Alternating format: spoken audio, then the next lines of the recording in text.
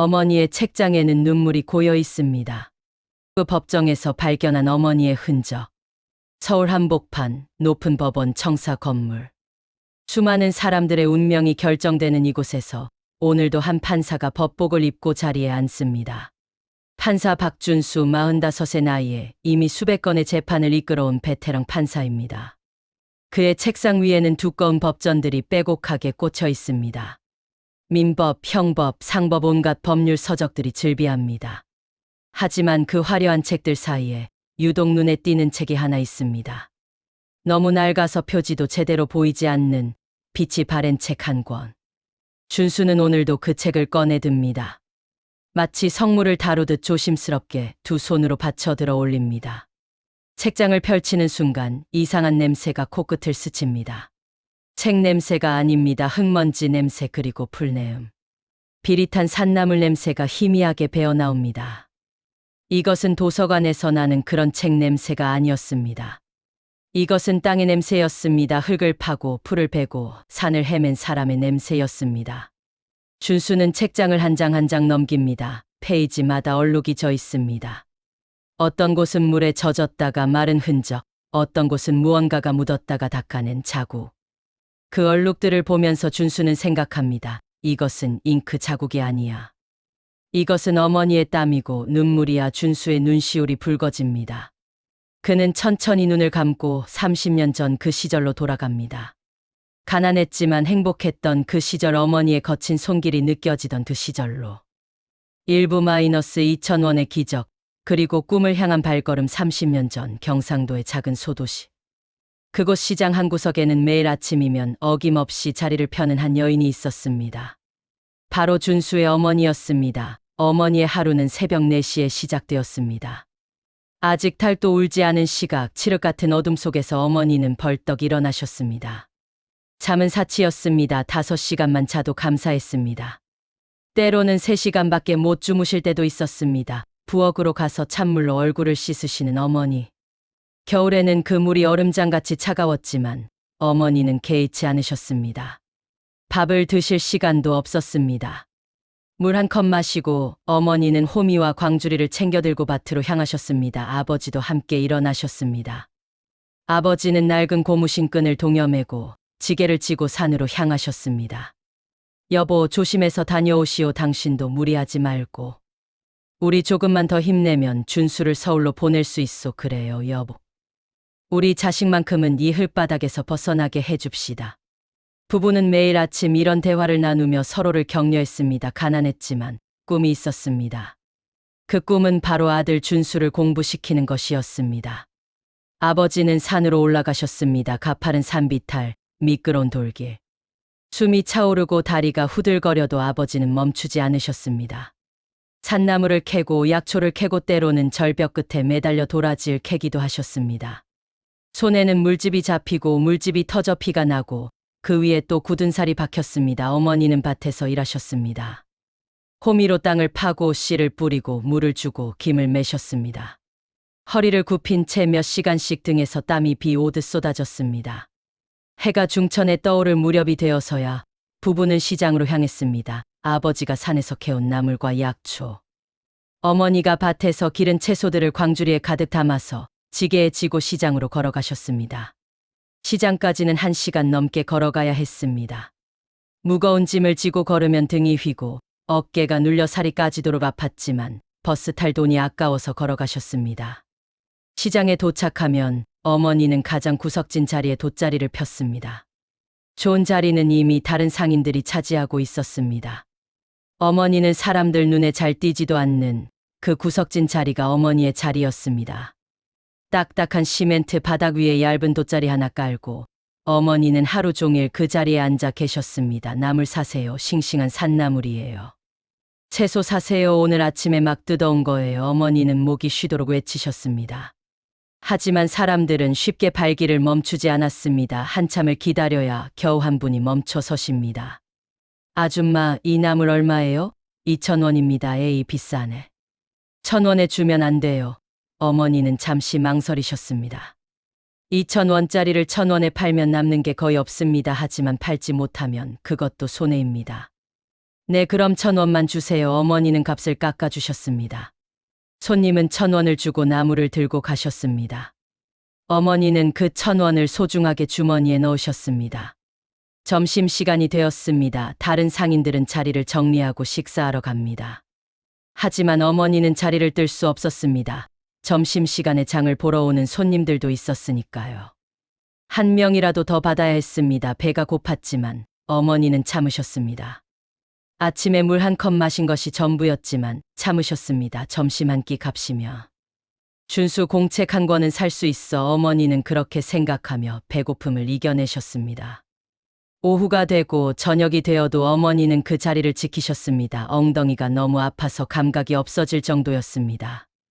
겨울에는 시멘트 바닥에 차가운 냉기가 온몸으로 스며들어 뼈가 시렸습니다. 여름에는 뜨거운 햇볕에 정수리가 지끈거렸습니다. 하지만 어머니는 견디셨습니다. 해가 뉘엿뉘엿지고 시장 불빛이 하나둘 꺼질 때까지.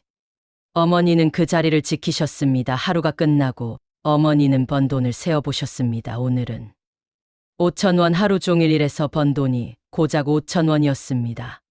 잘 팔린 날도 7,000원, 8,000원, 10,000원을 넘기는 날은 손에 꼽을 정도였습니다. 하지만 어머니는 그 돈을 소중하게 품에 안으셨습니다. 그리고 시장 한편에 있는 작은 책방으로 향하셨습니다. 아저씨, 이 참고서 있어요?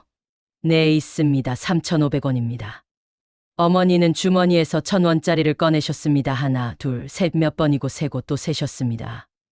여기 있습니다. 어머니는 3,500원을 드리고 참고서를 받으셨습니다. 그 책을 가슴에 안고 집으로 돌아오시는 어머니의 얼굴에는 미소가 번졌습니다. 비록 배는 고프지만 준수가 좋아할 생각을 하니 행복했습니다. 집에 도착하니 밤 9시가 넘어 있었습니다. 엄마 왔어요. 어린 준수가 반갑게 맞이했습니다. 그래, 준수야, 배고프지? 밥 먹었니? 네, 아빠랑 먹었어요. 그래, 잘했다. 어머니가 이거 사왔어.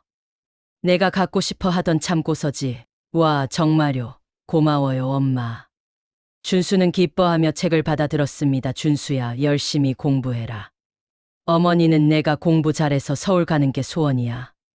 네, 엄마 열심히 할게요. 그래, 착하다, 우리 아들. 어머니는 준수의 머리를 쓰다듬으셨습니다. 그 손은 너무 거칠었습니다. 굳은 살이 박히고 여기저기 상처가 나 있었습니다. 엄마, 저녁은 드셨어요? 어머니는 배 안 고파. 너나 얼른 씻고 자거라. 사실 어머니는 아침부터 아무것도 드시지 못했습니다. 하지만 준수에게는 말씀하지 않으셨습니다. 준수가 잠든 후 어머니는 조용히 부엌으로 가셨습니다. 냉장고를 열어보니 남은 밥이 없었습니다. 어머니는 찬물 한 컵을 드셨습니다. 그리고 그 물로 배를 채우셨습니다. 괜찮아. 내일은 더 열심히 팔아서 밥값도 벌고 책도 또 사주고. 어머니는 그렇게 다짐하셨습니다. 그렇게 한 달이 지나고 1년이 지났습니다. 어머니가 사주신 책들은 준수의 방 한편에 차곡차곡 쌓여갔습니다. 처음에는 책장 한 칸이었던 것이 2칸이 되고 3칸이 되고 어느새 방 한편을 가득 채울 만큼 많아졌습니다. 준수는 학교에 가지 않을 때면 시장 한 구석 어머니 곁에서 그 책들을 읽었습니다. 준수야, 뻥튀기 먹어라. 어머니는 1,000원짜리 뻥튀기를 사주셨습니다. 준수는 바삭바삭한 뻥튀기를 먹으며 책을 읽었습니다. 그 모습을 보시는 어머니의 얼굴에는 행복이 가득했습니다. 저 책들이 우리 준수를 서울로 데려다 줄 거야. 우리 준수는 흙바닥이 아니라 깨끗한 사무실에서 일하게 될 거야. 어머니는 그렇게 꿈을 꾸셨습니다. 그 책에 사는 단순한 종이 더미가 아니었습니다. 그것은 어머니의 피와 땀으로 쌓아올린 희망의 탑이었습니다. 이부산에서 멈춰버린 아버지의 꿈. 봄이 오고 여름이 오고 가을이 오고 겨울이 왔습니다. 사계절 내내 아버지는 쉬지 않고 산을 탔습니다. 봄에는 새순이 돋아나는 나무를, 여름에는 무성한 약초를, 가을에는 도라지와 더덕을, 겨울에는 눈 속에서도 자라는 귀한 약초를 캐러 다니셨습니다. 아버지의 하루는 어머니보다 더 일찍 시작되었습니다. 새벽 3시면 일어나서 어둠 속에서 산으로 향하셨습니다. 손전등 하나에 의지해서 험한 산길을 걸으셨습니다. 산길은 위험했습니다. 돌이 많고 경사가 가파르고 곳곳에 절벽이 있었습니다. 하지만 아버지는 두려워하지 않으셨습니다. 아니, 두려움보다 더 큰 것이 있었습니다. 바로 아들에 대한 사랑, 그리고 가족을 먹여 살려야 한다는 책임감이었습니다. 아버지는 가파른 비탈을 기어올랐습니다. 손으로 바위를 붙잡고 나무 뿌리를 잡고 한 걸음 한 걸음 올라가셨습니다. 턱까지 차올랐습니다. 목에서 단내가 날 정도였습니다. 심장이 터질 것처럼 쿵쾅거렸습니다. 하지만 아버지는 멈추지 않으셨습니다. 조금만 더 아버지는 스스로에게 말씀하셨습니다. 절벽 끝에 매달려 더덕을 캐셨습니다. 발밑은 까마득한 낭떠러지였습니다. 손이 떨렸습니다. 식은땀이 흘렀습니다. 하지만 그 더덕 한 뿌리가 1,000원이었습니다. 그 1,000원이면 준수 공책 한 권을 살 수 있었습니다. 아버지는 이를 악물고 더덕을 캐셨습니다. 손바닥이 찢어져 피가 났습니다. 손톱이 깨졌습니다. 손가락 사이사이에 흙이 파고들어 따가웠습니다. 그래도 아버지는 캐셨습니다. 한 뿌리, 두 뿌리, 세 뿌리 광주리가 조금씩 채워졌습니다. 해가 중천에 떠오를 무렵 아버지는 산에서 내려오셨습니다. 무거운 광주리를 지게에 지고 비틀거리며 내려오셨습니다. 다리는 후들거렸습니다. 온몸이 땀으로 흠뻑 젖었습니다. 하지만 아버지의 얼굴에는 미소가 있었습니다. 오늘은 제법 많이 캤구만. 이 정도면 10,000원은 받을 수 있겠어. 아버지는 그렇게 생각하시며 시장으로 향하셨습니다. 그런데 시간이 흐르면서 아버지의 마음에 조급함이 생기기 시작했습니다. 준수가 중학생이 되고 고등학생이 되면서 학비가 점점 더 많이 들었습니다. 책값도 더 비싸졌습니다. 학원비도 내야 했습니다. 아버지는 초조해지셨습니다. 이렇게 천천히 벌어서는 준수를 서울로 보낼 수 없어. 더 빨리, 더 많이 벌어야 해. 그런 생각이 들자 아버지는 더 깊은 산속으로, 더 위험한 곳으로 발걸음을 옮기기 시작하셨습니다. 다른 사람들이 가지 않는 곳, 그곳에 더 귀한 약초가 있다는 것을 아버지는 알고 계셨습니다. 어느 날이었습니다. 전날 밤 비가 많이 내렸습니다. 다른 사람들은 비가 온 다음 날에는 산에 가지 않습니다. 땅이 젖어서 미끄럽고 위험하니까요. 하지만 아버지는 달랐습니다. 여보, 오늘은 쉬시지. 그래요. 비도 많이 왔는데. 어머니가 걱정스럽게 말씀하셨습니다. 아니요, 오늘 가야 해. 비 온 다음 날이 도라지 캐기 좋거든. 땅이 무르니까. 그래도 위험해요. 미끄러울 텐데 괜찮소. 조심하면 돼. 오늘 도라지 많이 캐면 준수 학원비 낼 수 있어. 아버지는 그렇게 말씀하시고 산으로 향하셨습니다. 산길은 정말 위험했습니다. 여기저기 물이 고여 있고 땅은 질척거렸습니다. 아버지는 조심조심 걸으셨습니다. 하지만 평소보다 훨씬 더 깊은 곳까지 들어가셨습니다. 저 절벽 위에 도라지가 보이는구만. 아버지는 가파른 절벽을 올라가기 시작하셨습니다.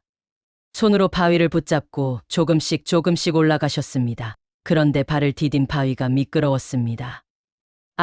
아버지의 발이 헛디뎠습니다. 몸이 뒤로 젖혀지면서 중심을 잃으셨습니다. 으악.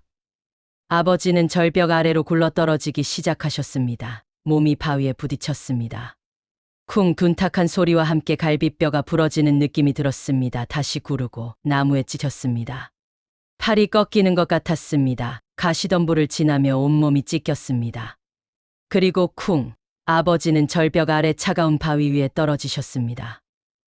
아버지는 신음하셨습니다. 온몸이 아팠습니다. 움직이려고 해도 움직일 수가 없었습니다. 다리가 움직이지 않았습니다.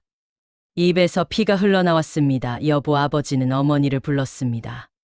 하지만 이 깊은 산속에서 아무도 아버지의 목소리를 들을 수 없었습니다.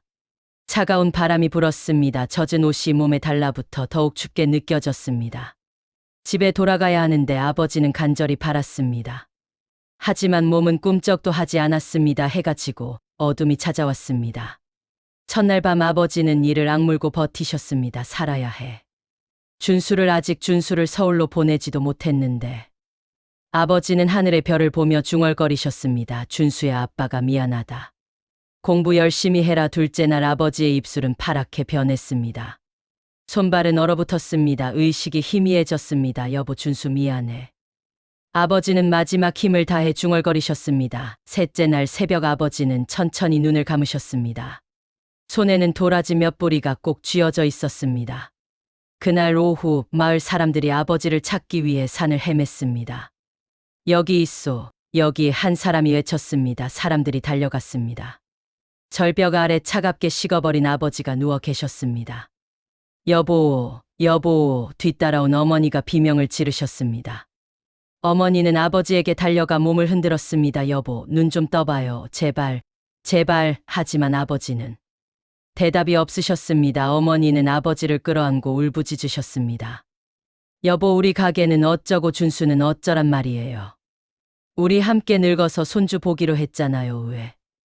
왜 이러세요? 어머니의 울음소리가 산 전체를 울렸습니다. 그 울음소리는 한 여인이 남편을 잃은 슬픔이자 한 가족의 기둥이 무너진 절규였습니다. 산부 혼자 버틴 세월, 그리고 병마. 장례를 치른 후 어머니는 며칠 동안 아무것도 하지 못하셨습니다. 너무 슬퍼서 밥도 넘어가지 않고 잠도 오지 않았습니다. 하지만 현실은 가혹했습니다. 엄마 배고파요. 어린 준수의 목소리에 어머니는 정신을 차리셨습니다. 그래, 나는 슬퍼할 자격이 없어. 준수를 키워야 해. 어머니는 눈물을 닦고 일어나셨습니다. 이제 두 사람이 하던 일을 혼자 해야 했습니다. 새벽 3시에 일어나서 먼저 밭으로 갔습니다. 남편이 하던 일까지 해야 하니 밭 면적을 2배로 늘려야 했습니다. 호미를 들고 땅을 팠습니다. 허리가 끊어질 듯 아팠습니다. 하지만 멈출 수 없었습니다. 밭일을 마치고 이제 산으로 향했습니다. 남편이 다니던 그 산길. 남편이 목숨을 잃은 그 산을 어머니는 올라가야 했습니다. 발걸음이 무거웠습니다. 남편 생각이 나서 눈물이 났습니다. 하지만 올라가야 했습니다. 나무를 캐야 팔 것이 있으니까요. 산길은 여자 혼자 오르기에는 너무 힘들었습니다. 남자인 남편도 힘들어하던 그 길을 어머니는 혼자 걸어야 했습니다. 미끄러운 비탈에서 넘어졌습니다. 무릎이 까졌습니다. 피가 났습니다. 일어나서 다시 걸었습니다. 발목을 삐끗했습니다. 발목이 퉁퉁 부어올랐습니다. 하지만 내려갈 수 없었습니다. 나무를 캐지 못하며 오늘 팔 것이 없으니까요. 어머니는 절뚝거리며 나무를 캐셨습니다. 눈물이 주르륵 흘러내렸습니다. 여보, 당신이 있었으면 이렇게 힘들지 않았을 텐데. 하지만 남편은 이제 없었습니다. 어머니는 혼자 버텨야 했습니다. 겨우 나무를 캐서 광주리에 담았습니다. 그것을 지게에 지고 산에서 내려왔습니다. 무거웠습니다. 남편이 지던 그 지게가 어머니에게는 너무 무거웠습니다. 비틀거리며 걸었습니다. 다리가 후들거렸습니다. 한 걸음 한 걸음. 마치 천리길을 가는 것처럼 힘들었습니다. 시장에 도착하니 정오가 훌쩍 넘어 있었습니다. 다른 상인들은 이미 좋은 자리를 다 차지했습니다. 어머니는 여느 때처럼 구석진 자리에 돗자리를 폈습니다. 그리고 앉았습니다. 아침부터 아무것도 먹지 못했습니다. 배가 너무 고팠습니다. 주머니를 뒤져보니 1,000원이 있었습니다. 그 돈으로 빵 하나 사 먹고 싶었습니다. 하지만 안 됩니다. 참자. 오늘 장사가 잘 되면 그때 먹자. 어머니는 배고픔을 참으셨습니다. 나물 사세요, 채소 사세요. 목이 쉬도록 외쳤습니다. 하지만 사람들은 잘 오지 않았습니다. 1시간, 2시간 시간이 흘렀습니다. 배에서 꼬르륵 소리가 났습니다. 어지러웠습니다. 참아, 조금만 참아. 어머니는 스스로를 다독이셨습니다. 오후 5시쯤 되어서야 손님 한 분이 오셨습니다. 아줌마, 이거 얼마예요? 2,000원입니다. 1,000원에 안 돼요. 어머니는 또 값을 깎아주셨습니다. 네, 1,000원만 주세요. 그렇게 하루 종일 어머니는 겨우 3,000원을 버셨습니다. 저녁 9시 시장 불이 하나둘 꺼질 때까지 앉아 계셨지만 더 이상 팔리지 않았습니다. 어머니는 팔리지 않은 채소를 바라보셨습니다. 내일이 되면 시들어서 버려야 할 것들아. 오늘도 3,000원밖에 한숨이 나왔습니다. 집으로 돌아가는 길. 너무 배가 고팠습니다. 아침부터 아무것도 먹지 못했으니까요. 하지만 집에 가면 준수에게 밥을 차려줘야 했습니다. 집에 도착하니 밤 10시였습니다. 엄마 왔어요? 배고파요. 그래, 준수야, 밥 차려줄게. 어머니는 남은 밥으로 준수에게 저녁을 차려주셨습니다. 준수가 밥을 먹는 동안 어머니는 부엌에서 물 한 컵을 드셨습니다. 냉장고를 열어보니 남은 밥이 없었습니다. 괜찮아. 물로 배를 채우자 어머니는 찬물로 배를 채우셨습니다. 그리고 방에 들어와 쓰러지듯 누우셨습니다. 온몸이 쑤셨습니다. 허리는 끊어질 듯 아프고 다리는 부어올랐고 손발은 물집이 터져 따가웠습니다. 내일도 모레도 이렇게 살아야 하는구나. 천장을 바라보며 어머니는 소리 없이 우셨습니다. 하지만 울고 있을 시간도 없었습니다. 몇 시간 후면 또 일어나야 했으니까요. 그렇게 하루가 지나고 한 달이 지나고 1년이 지났습니다. 어머니의 하루는 언제나 똑같았습니다. 새벽 3시에 일어나서 밭 일하고 산 오르고 시장에서 팔고 밤 10시에 집에 돌아오고 그리고 대부분의 날들 어머니는 제대로 된 식사를 하지 못하셨습니다. 먹는 날보다 굶는 날이 더 많았습니다. 장사가 안 되는 날은 하루 종일 굶으셨습니다. 비가 오는 날도 굶으셨습니다. 비가 오면 시장에 사람이 없으니 팔 수가 없었으니까요. 날씨가 추운 날, 더운 날. 그런 날도 손님이 적었고 어머니는 굶으셨습니다. 한 달에. 제대로 밥을 먹는 날이 열흘도 안 되었습니다. 어머니의 몸무게는 점점 줄어들었습니다. 50kg였던 몸무게가 45kg가 되고 40kg가 되고 나중에는 38kg까지 떨어졌습니다. 뼈만 앙상하게 남은 몸 거울을 보면 어머니는 자신의 모습에 놀라셨습니다. 39의 나이인데 거울 속에는 60이 넘은 노파가 서 있었습니다. 깊게 파인 주름, 퀭하게 들어간 눈, 움푹 꺼진 뺨, 뼈만 남은 손, 내가 이렇게 늙었구나. 어머니는 슬펐습니다. 하지만 어쩔 수 없었습니다. 이렇게라도 살아야 준수를 키울 수 있었으니까요. 그렇게 또 5년이 흘렀습니다. 준수는 고등학생이 되었습니다. 엄마, 저 대학 가고 싶어요. 서울대학교 가고 싶어요. 그래, 준수야. 열심히 공부해라. 엄마가 뒷바라지할게. 어머니는 준수를 격려하셨습니다. 준수는 정말 열심히 공부했습니다. 밤늦게까지 책을 보고 학원도 다녔습니다. 어머니는 더욱 열심히 일하셨습니다. 학원비를 벌어야 했으니까요. 그리고 또 5년 엄마, 제가 서울대 법대에 합격했어요. 정말이니? 정말? 네, 합격했어요. 어머니는 준수를 끌어안고 우셨습니다. 잘했다. 정말 잘했어. 우리 아들 20년 만에 드디어 꿈이 이루어진 것 같았습니다. 하지만 어머니의 고생은 끝나지 않았습니다. 준수가 대학에 가면 학비가 더 많이 들었습니다. 서울에서 자취하려면 집세도 내야 했습니다. 어머니는 더욱 악착같이 일하셨습니다. 그리고 또 4년. 엄마, 저 사법고시에 합격했어요. 판사가 됐어요. 그래, 준수야. 정말 자랑스럽다. 어머니는 기뻐하셨습니다. 남편과의 약속. 드디어 지킨 것 같았습니다. 준수는 서울에서 판사 생활을 시작했습니다. 어머니, 이제 그만 쉬세요. 제가 모실게요. 서울로 오세요. 준수는 어머니를 모시려고 했습니다. 하지만 어머니는 거절하셨습니다. 아니다. 어머니는 여기가 편해. 너는 내일이나 열심히 해라, 엄마. 괜찮아. 어머니는 시장에서 장사하는 게 좋아. 그리고 내 아버지와 함께 살던 이곳을 떠날 수 없어. 어머니는 여전히 그 시장 자리를 지키셨습니다. 20년 넘게 앉아 계신 그 자리, 그곳이 어머니에게는 삶의 전부였습니다. 준수는 바쁜 판사 생활로 어머니를 자주 찾아뵙지 못했습니다. 한 달에 한 번 찾아뵙던 것이 2달에 한 번이 되고 3달에 한 번이 되었습니다. 전화는 가끔 드렸습니다. 어머니 건강하세요? 그래, 괜찮아. 너 바쁘지? 일이나 열심히 해라네. 죄송해요. 자주 못 찾아뵙고. 괜찮다. 내가 잘 되는 게 어머니 소원이야. 네. 어머니 전화를 끊고 나면 어머니는 혼자 눈물을 흘리셨습니다. 아들이 보고 싶었습니다. 얼굴이라도 보고 싶었습니다. 하지만 바쁜 아들을 붙잡을 수 없었습니다. 그렇게 어머니는 혼자 외롭게 시간을 보내셨습니다. 그런데 몸에서 이상 신호가 오기 시작했습니다. 배가 자주 아팠습니다. 소화가 안 되었습니다. 화장실에 가면 피가 섞인 변을 보기 시작했습니다. 이상하네, 왜 이러지? 하지만 어머니는 병원에 가지 않으셨습니다. 병원에 가려면 시장을 쉬어야 했고, 그러면 그날 수입이 없었으니까요. 괜찮을 거야. 조금 쉬면 나아지겠지. 어머니는 그렇게 생각하며 참으셨습니다. 하지만 증상은 점점 심해졌습니다. 배가 더 아파지고 피가 더 많이 나오고 몸무게도 더 빠지기 시작했습니다. 그러던 어느 날 시장 바닥에서 장사를 하던 중 갑자기 너무 배가 아파서 어머니는 그 자리에서 쓰러지셨습니다.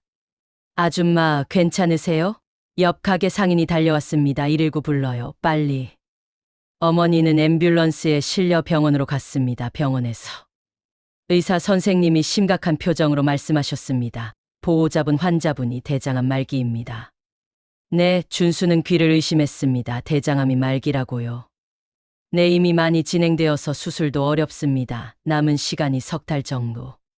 청천벽력 같은 소식이었습니다. 준수는 어머니 병실로 달려갔습니다. 병실 침대에 누워 계신 어머니 너무 야위셨습니다. 뼈만 앙상하게 남으셨습니다. 어머니 준수는 어머니의 손을 잡았습니다. 그 손은 너무 말라 있었습니다. 뼈와 피부만 남은 것 같았습니다. 준수야 미안하구나. 어머니가 아파서 무슨 말씀을. 죄송해요 어머니, 제가 더 자주 찾아뵀어야 했는데. 아니다. 너는 잘못이 없어. 어머니가 조금 더 일찍 병원에 왔어야 했는데. 어머니는 미안해 하셨습니다. 준수는 눈물이 났습니다. 어머니.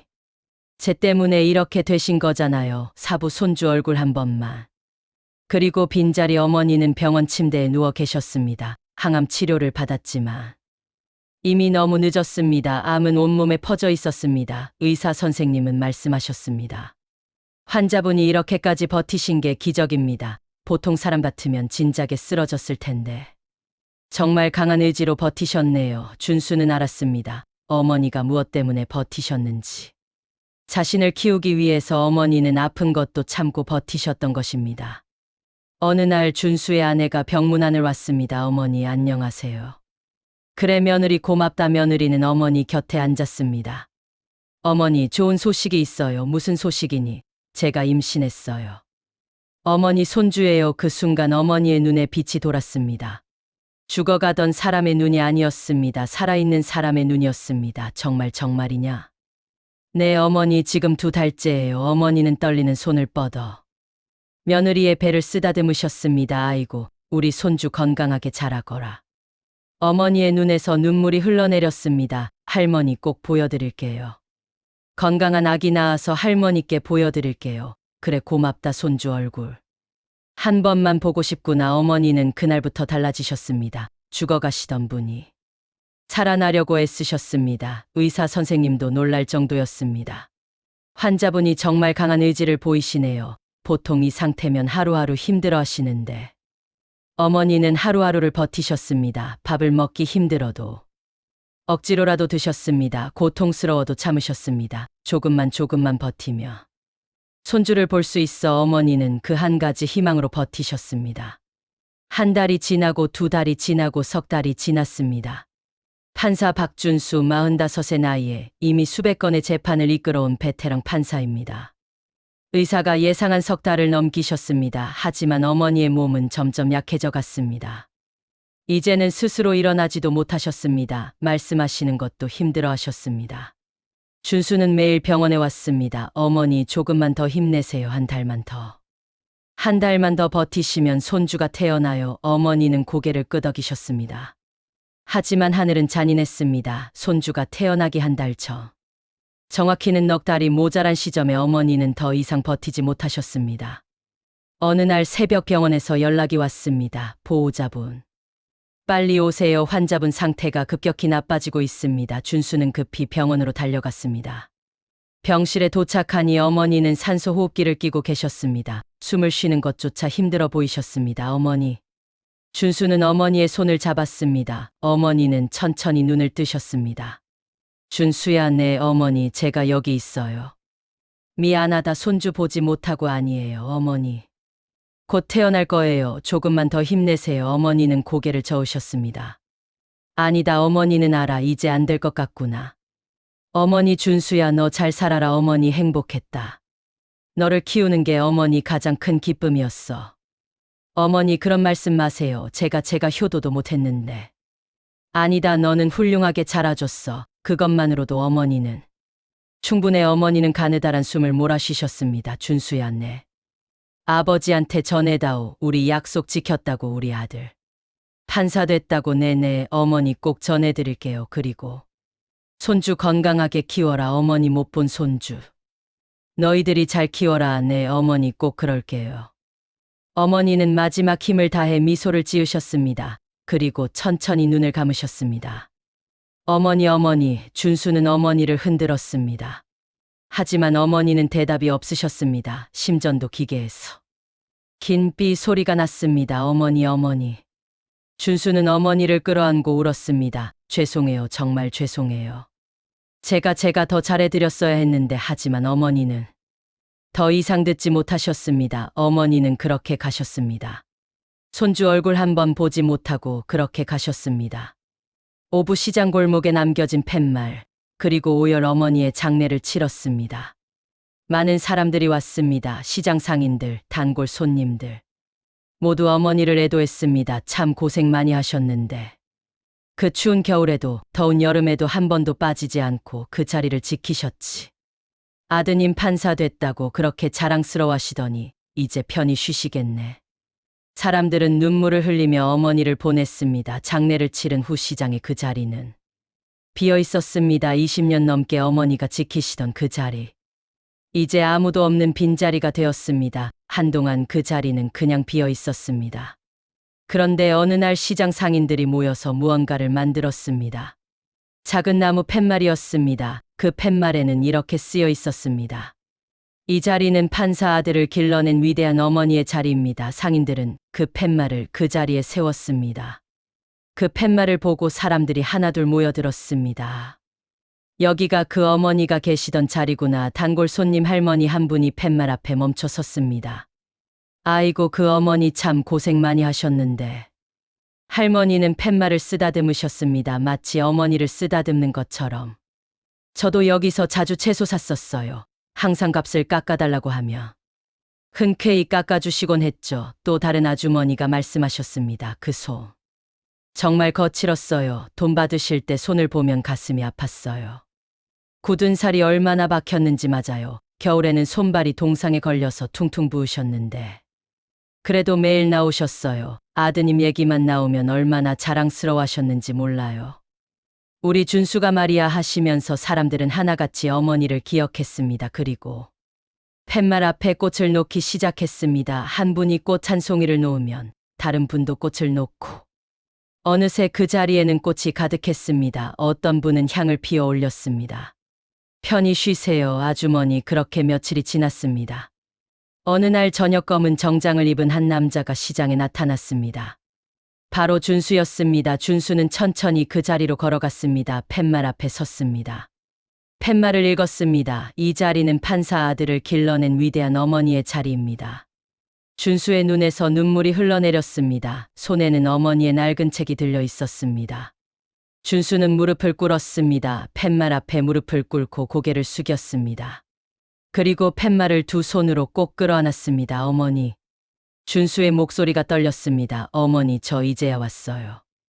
눈물이 주르륵 흘러내렸습니다. 어머니, 이 자리에서 20년 넘게 저를 키우셨죠. 비가 와도 눈이 와도도.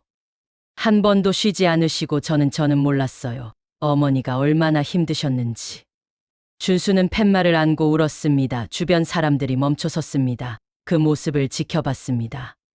많은 이들의 눈에도 눈물이 맺혔습니다. 어머니, 저 때문에 이렇게 고생하셨는데 저는 뭘 했습니까? 법복 입고 잘난 척하면서. 정작 어머니는 제대로 돌보지도 못했습니다. 준수는 낡은 책을 꺼냈습니다. 빛바랜 책장을 펼쳤습니다. 이 책 어머니가 저를 위해 사주신 거죠. 2,000원짜리 채소를 팔아서 3,000원짜리 책을 사주시려고. 점심을 굶으셨죠. 저는 몰랐어요. 이 책 한 권 한 권이 어머니의 굶주림이었다는 것을 책장을 넘기며 준수는 보았습니다. 얼룩진 페이지들. 그것은 어머니의 땀이었고 눈물이었습니다. 어머니, 이 책들이 어머니 살점이었고 아버지 목숨이었는데 저는 왜 몰랐을까요? 왜? 준수는 책을 가슴에 안고 흐느꼈습니다. 옆에 있던 시장 상인 할머니가 다가와서 준수의 어깨를 토닥였습니다. 판사님, 어머니는 행복하셨을 거예요. 아드님이 이렇게 훌륭하게 자라셨으니까요. 아니에요. 저는 효자가 아니에요. 저는. 아니에요. 어머니께서 돌아가시기 전에 늘 말씀하셨어요. 우리 아들이 자랑스럽다고, 아들을 키운 게 인생에서 가장 행복한 일이었다고. 준수는 더욱 울었습니다. 어머니 팻말을 끌어안고. 준수는 목 놓아 울었습니다. 어머니, 이제는 따뜻한 곳에서. 그 험한 산길도 딱딱한 시장 바닥도 잊으시고 아버지와 함께 편히 쉬세요. 정말 고마웠습니다. 그리고 미안합니다. 사랑합니다, 어머니. 준수의 울음소리가 시장 골목에 울려 퍼졌습니다. 그 울음은 한 아들의 참회였고 세상 모든 자식들이 부모에게 드려야 할 감사였습니다. 그로부터 1년 후 그 시장 골목 자리에는 작은 정자가 세워졌습니다. 준수가 어머니를 기리며 만든 쉼터였습니다. 정자 이름은 효의정자. 그곳에는 어머니의 사진이 걸려 있었습니다. 그리고 이런 글귀가 새겨져 있었습니다. 2,000원짜리 채소 뭉치가 판사를 만들었습니다. 하루 18시간 일하고 한 달에 절반은 굶으며 20년을 이 자리에서 버텼습니다. 그 대가는 두 사람의 인생이었습니다. 당신의 부모님은 지금 행복하신가요? 그 정자를 지나가는 사람들은 잠시 멈춰 섭니다. 그리고 생각합니다. 자신의 부모님을, 그분들이 나를 위해 희생하신 것들을, 그리고 내가 해드려야 할 것들을. 준수는 이제 매주 그 정자를 찾아옵니다. 어머니 사진 앞에 꽃을 놓고 향을 피우고 어머니께 말씀드립니다. 어머니, 손주가 잘 자라고 있어요. 건강하게 자라고 있어요. 어머니가 보고 싶어 하셨던 손주 지금까지 시청해주신 여러분 감사합니다.